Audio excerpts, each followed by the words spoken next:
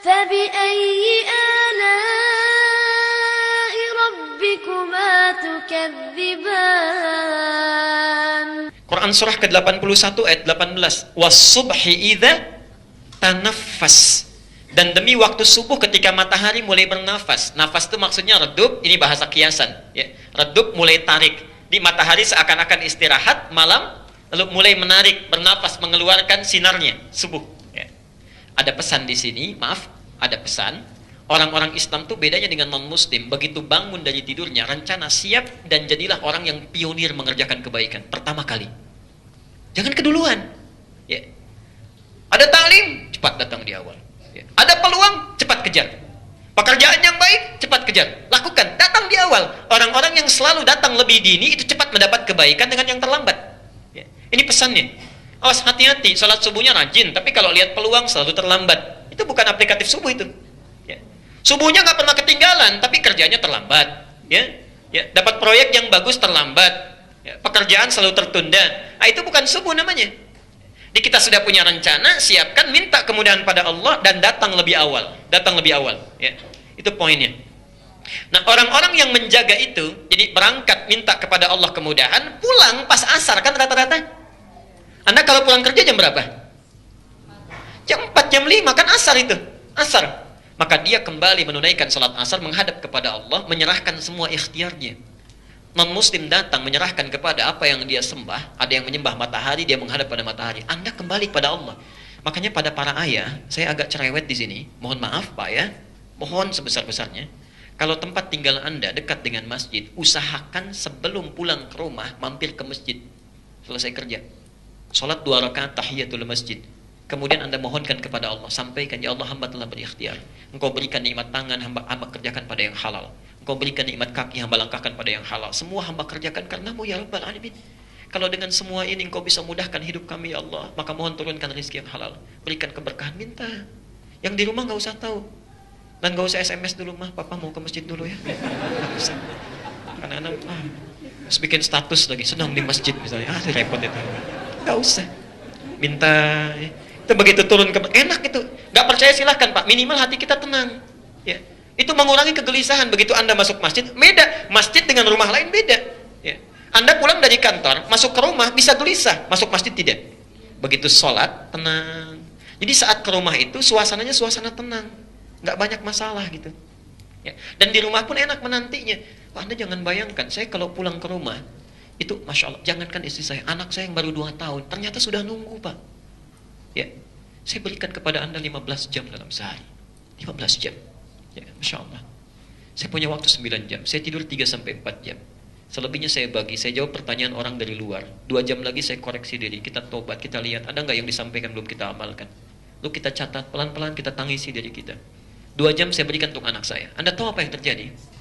Begitu saya datang, tidak ada yang membukakan pintu, nggak boleh semua, kecuali anak kami. Ditunggu, dibuka.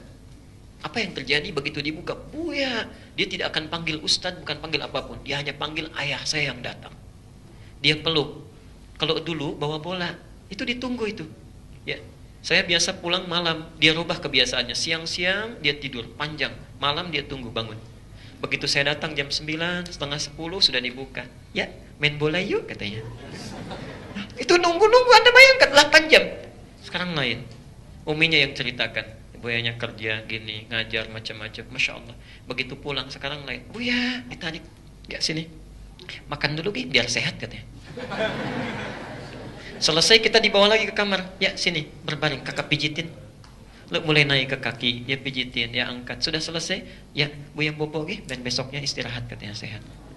Baru saya cium, baru anak itu tidur. Nunggu Pak, nunggu. Kadang-kadang Anda punya anak, punya keluarga, ada istri, dia sudah nunggu di rumah 8 jam lebih bahkan untuk bercerita sesuatu, menyampaikan satu pesan.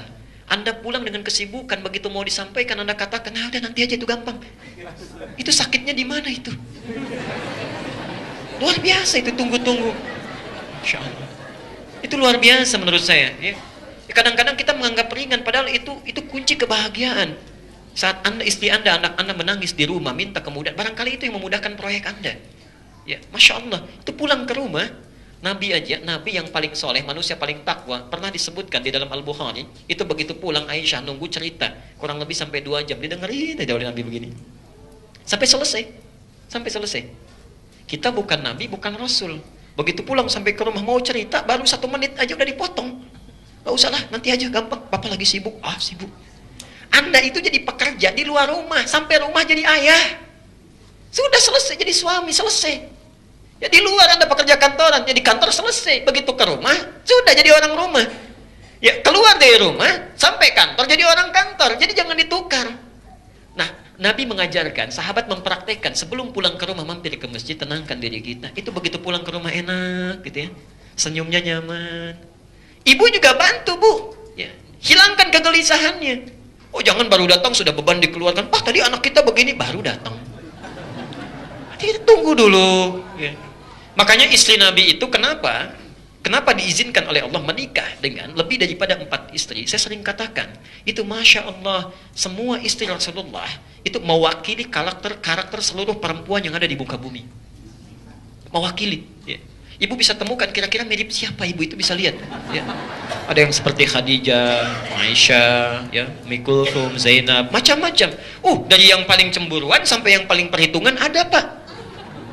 Sebelum menikah dengan Nabi, tapi setelah menikah itu semuanya berubah. Cemburunya pada ibadah. Kalau si fulana bisa tahajud, saya belum, itu cemburu.